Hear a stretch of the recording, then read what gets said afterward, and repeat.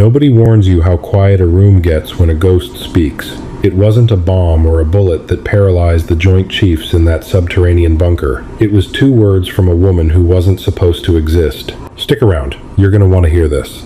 The fluorescent tubes in sublevel 3 possessed a specific, skull-drilling hum.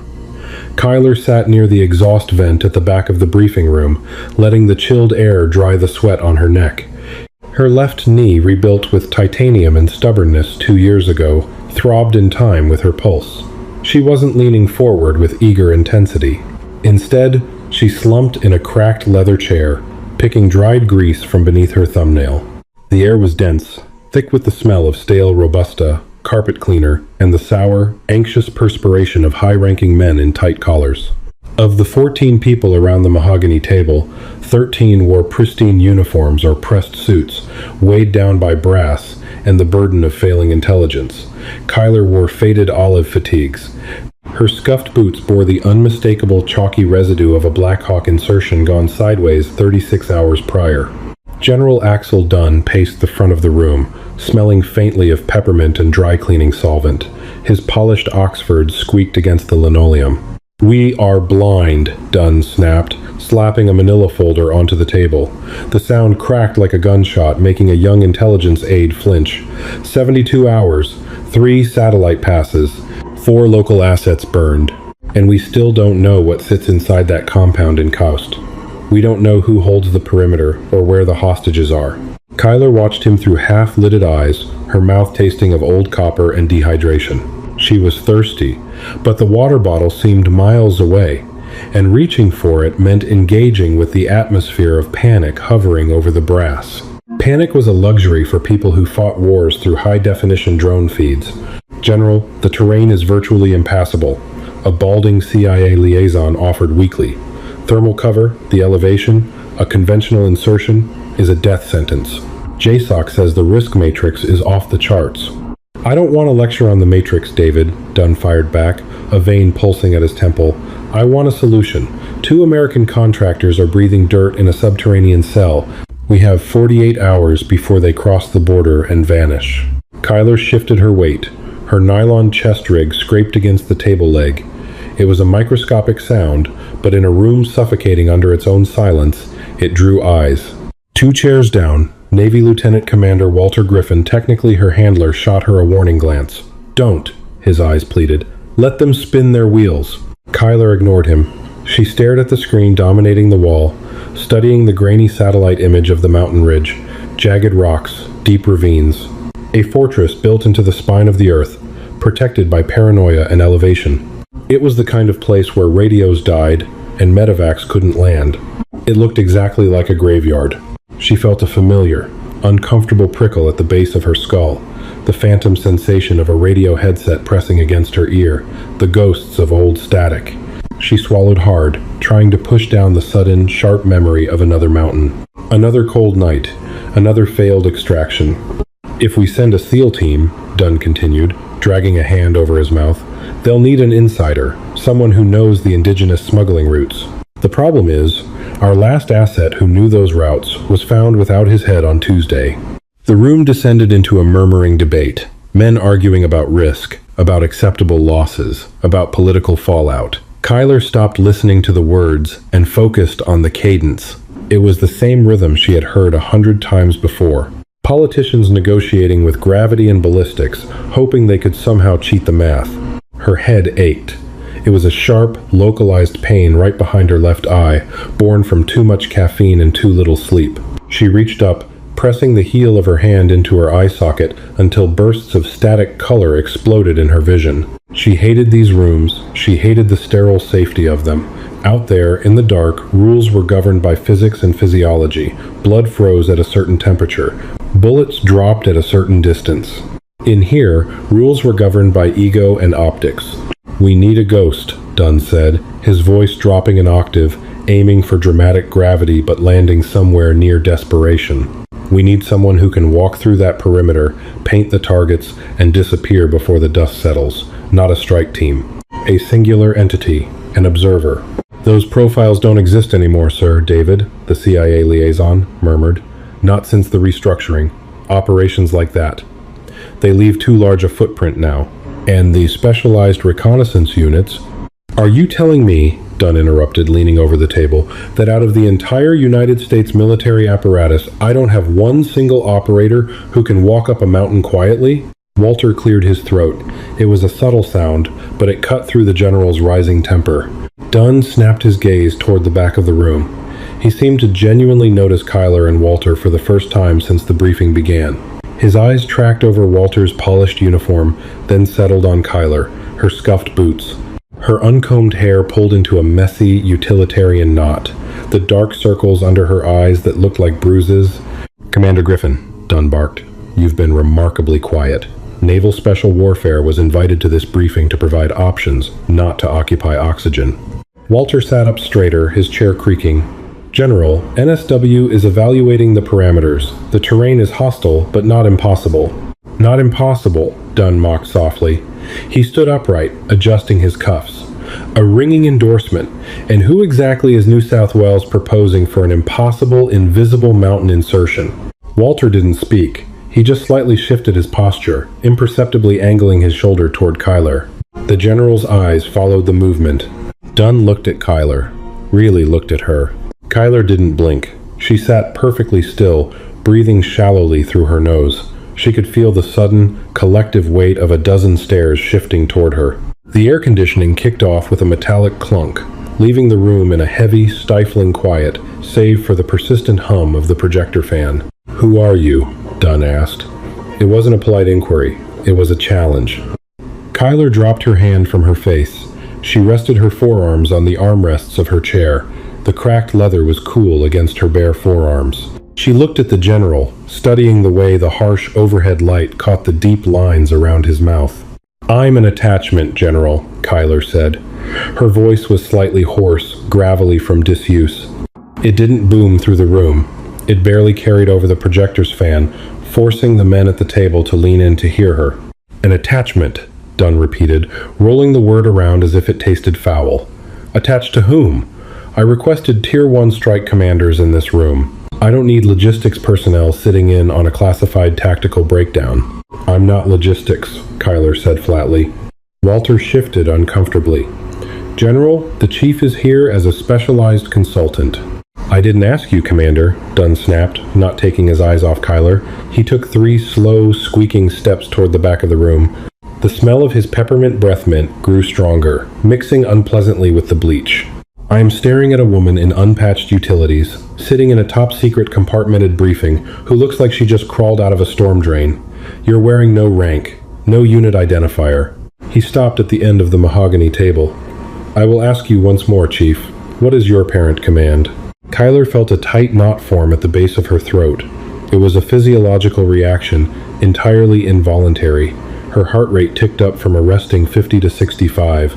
Her palms grew faintly damp. It wasn't fear of the general. She didn't give a damn about his stars or his anger. It was the question. It was the door he was trying to kick open.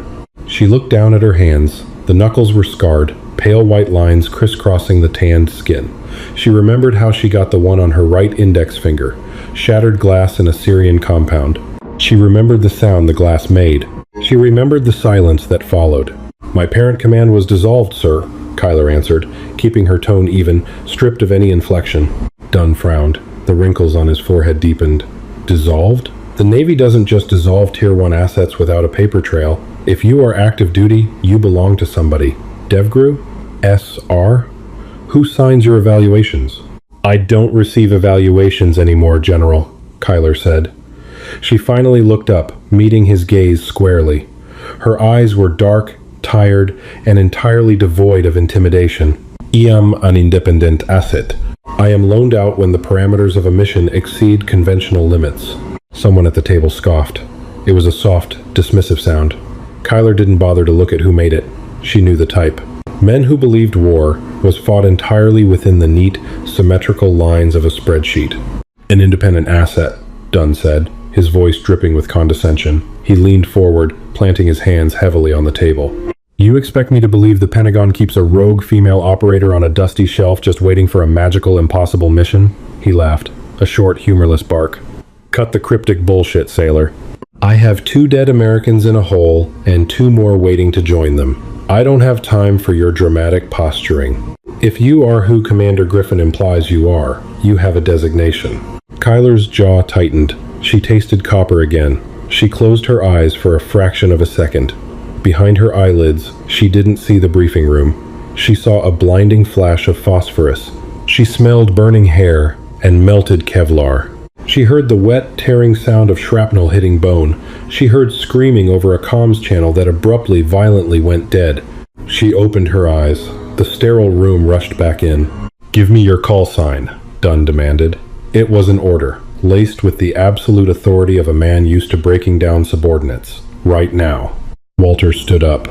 "General, with all due respect, her file is heavily compartmented. Need-to-know access is strictly enforced by the Secretary of Defense. I strongly advise—" "Sit down, Commander!" Dunn roared, his temper finally shattering the veneer of control. The sound echoed off the acoustic tiles. "I am in command of this operation. There is no need to know that supersedes my clearance in this room." He pointed a rigid finger at Kyler. "Call sign, now." Kyler felt her chest rise and fall. One slow, measured breath. The nylon strap on the floor, the scratchy collar of her shirt, the dull ache in her knee. She anchored herself to the physical world, trying to drown out the sudden roaring in her ears. She didn't want to say it. The name was a tombstone. It was a heavy, suffocating blanket woven from the memories of 5 dead women who had bled out in a valley much like the one on the projector screen. It wasn't a badge of honor, it was a curse. But Dunn wouldn't stop. The machine wouldn't stop. The machine needed a ghost, and she was the only one left. Kyler leaned forward slightly, resting her hands on her thighs. She looked directly into General Dunn's furious, demanding eyes. "Specter 6, Kyler said quietly. The words left her mouth, and the room simply ceased to function. It wasn't just silence. It was an absolute absence of sound. The CIA liaison dropped his pen. It hit the carpet without a bounce, a dead, muffled thud. A colonel halfway down the table froze with a styrofoam coffee cup halfway to his lips, his eyes widening in a sudden visceral shock. Dunn's posture collapsed inward. The aggressive lean over the table vanished. He slowly stood up straight, his face draining of color, leaving a sickly, pale gray beneath his tan. The vein at his temple stopped pulsing. His mouth opened slightly, but no sound came out. They all knew the myth. Every person with a clearance above secret had heard the whispered, drunken rumors in the corners of officers' clubs. The Specter unit, a specialized, off-the-books reconnaissance element. 6 women, sent into the Hindu Kush to locate a high-value target that satellites couldn't find. The official report said it was a helicopter crash, a tragic training accident over the Pacific. All hands lost. But the rumors said differently. The rumors said they were betrayed, walked into a meat grinder, pinned down for 3 days without air support, fighting hand-to-hand until the ammunition ran dry.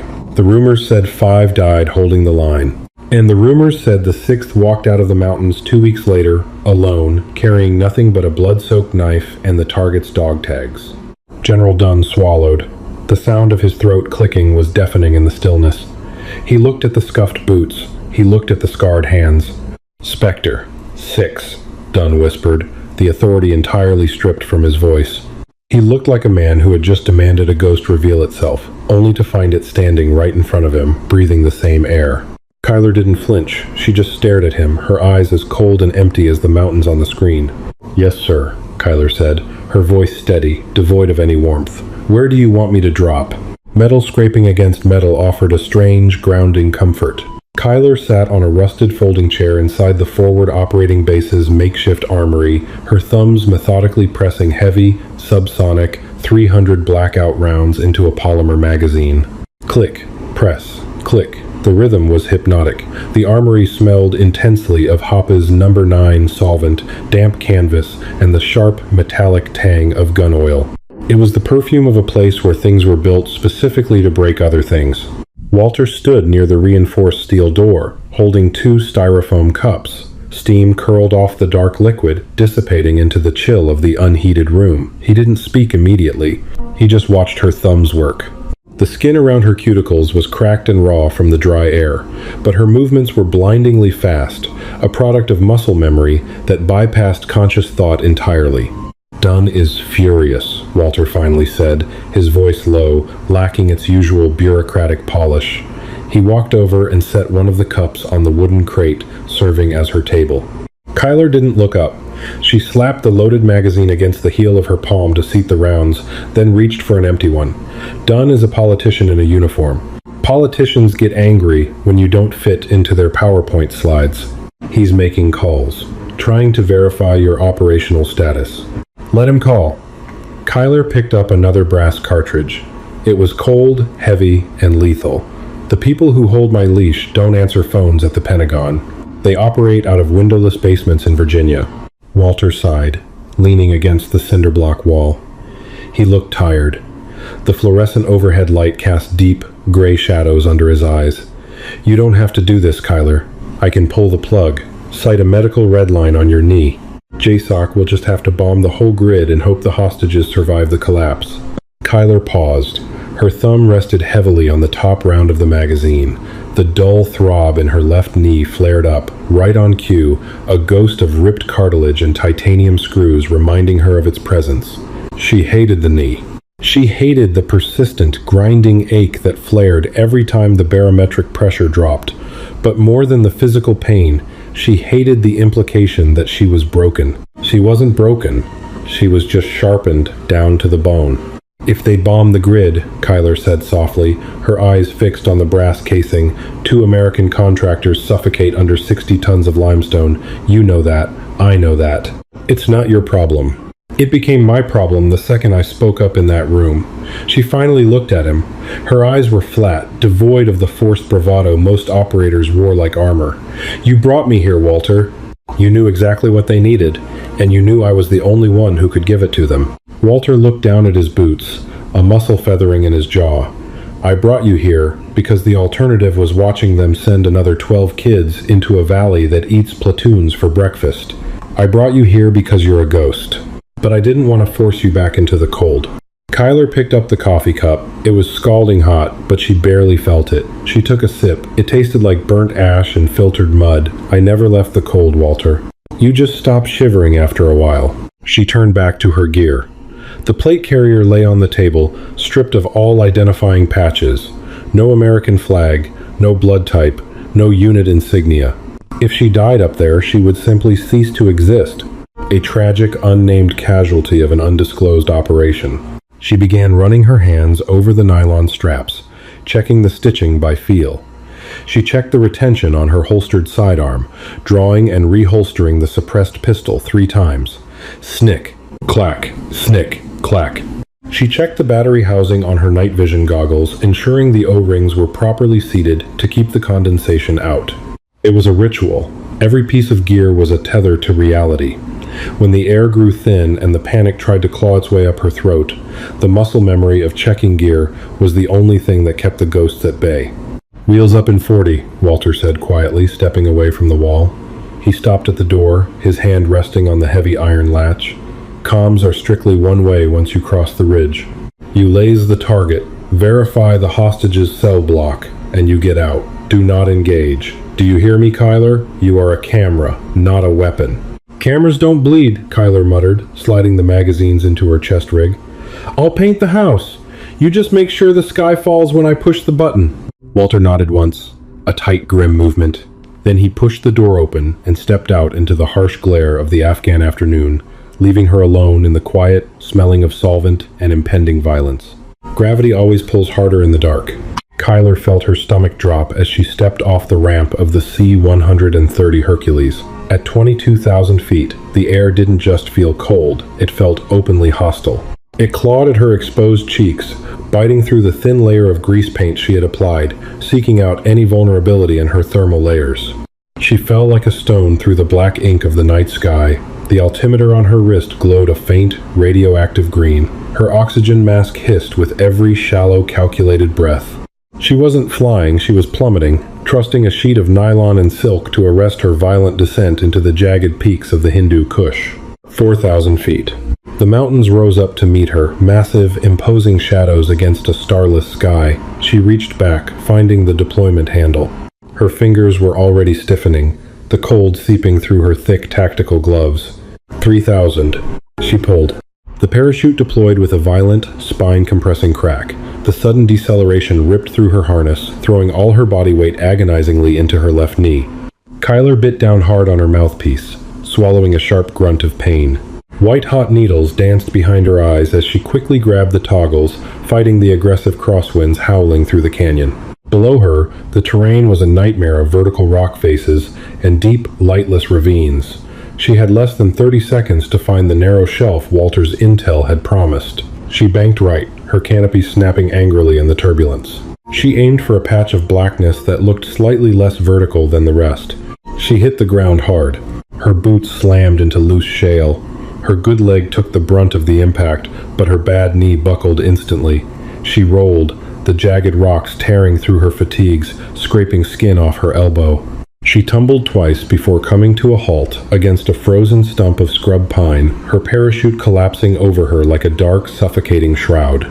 For a moment, Alder didn't move. She just lay there on her back, staring up through the nylon fabric, her lungs burning as they fought for oxygen in the thin, freezing air.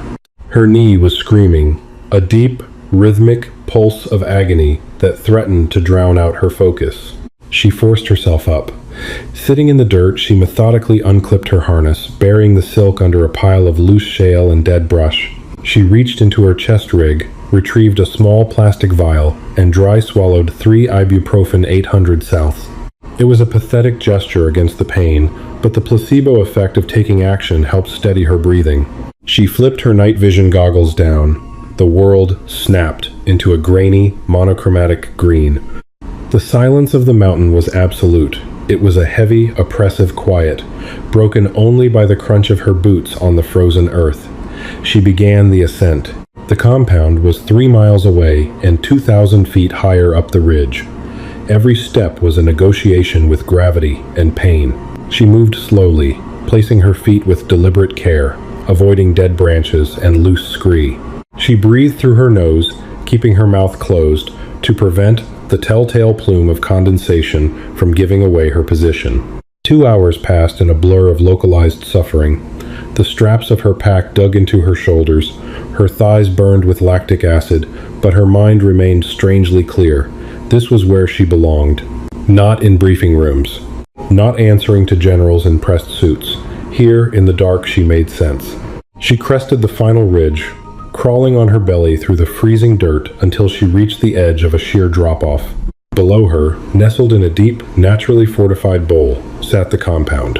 It was a haphazard collection of mud brick buildings and corrugated tin roofs, built directly into the side of the mountain. Faint slivers of orange light leaked from poorly covered windows. Through the NVGs, she could see the heat signatures of 2 guards huddled near a rusted oil drum fire by the main gate. Kyler slid her rifle forward, settling the bipod into the dirt. She wasn't here to shoot, she was here to look. She reached into a secondary pouch and extracted the SOFLAM Special Operations Force's laser acquisition marker. It was a bulky piece of equipment, heavy and awkward. She braced it against the rock ledge, peering through the high-powered optics. She scanned the compound, dragging the crosshairs over the mud walls. She was looking for the heat signature of the subterranean cell. Walter's intel said it was beneath the largest structure on the eastern wall. She found it. A faint, rectangular anomaly in the thermal imaging, a metal grate venting heat from below the earth. Kyler keyed her radio. Just 1 click. I am in position. 2 clicks came back in her earpiece. Acknowledge. Fast movers are inbound. Paint the target. She aligned the crosshairs of the SOFLAM directly on the roof of the main structure, offsetting just enough to spare the eastern wall where the hostages were buried. She flipped the toggle. An invisible beam of infrared energy shot from the lens, marking the building with a beacon that only the targeting pods of the approaching F-15 Strike Eagles could see. She looked down at the guards by the fire. One of them had pulled off his gloves and was holding his hands close to the flames. He looked young, maybe 19. He was stamping his feet against the cold, completely oblivious to the death screaming down from the stratosphere. Kyler felt a hollow, familiar ache in her chest. She didn't want the boy to die, but she didn't want the men in the hole to die either. The math of war was always ugly, and it always required someone to carry the heavy integers. A low, subsonic rumble began to vibrate through the rock beneath her chest. It wasn't a sound yet, it was just a feeling, the kinetic pressure of incoming ordnance. She kept the laser steady. Her hands didn't shake. The night sky suddenly tore open. The impact was deafening, a catastrophic release of thermal energy and concussive force. The roof of the main structure vaporized in a blinding flash of white-hot violence. The shockwave hit the cliff face a second later, a physical wall of displaced air that punched Kyler in the chest, rattling her teeth and showering her with pulverized rock. Through the optics, the compound was a chaotic bloom of thermal signatures. Dust, smoke, and debris filled the bowl, but the eastern wall and the metal grate remained intact. The surgical strike had cracked the fortress open without collapsing the cell. Kyler didn't wait to watch the aftermath. She didn't wait to see the Ranger quick reaction force fast rope into the chaos. She powered down the SOFLAM, stowed it in her pack, and slung her rifle over her shoulder. She turned her back to the burning compound and faced the long, agonizing trek down the mountain toward her extraction point. The wind began to howl again, whistling through the jagged rocks. It sounded like voices. It sounded like 5 women calling out in the dark. Kyler pulled her collar tight against the cold, ignored her screaming knee, and kept walking. She was just a ghost, fading back into the shadows where she belonged. If Kyler's journey into the dark resonated with you, don't let her story end here. Hit that like button to support more gritty, raw storytelling that strips away the Hollywood gloss and shows the real human cost behind the headlines. Share this video with someone who appreciates unapologetic, hard-hitting fiction, and make sure to subscribe to the channel so you never miss a mission. Your support keeps these ghosts alive. Drop a comment below. What was your favorite sensory detail today?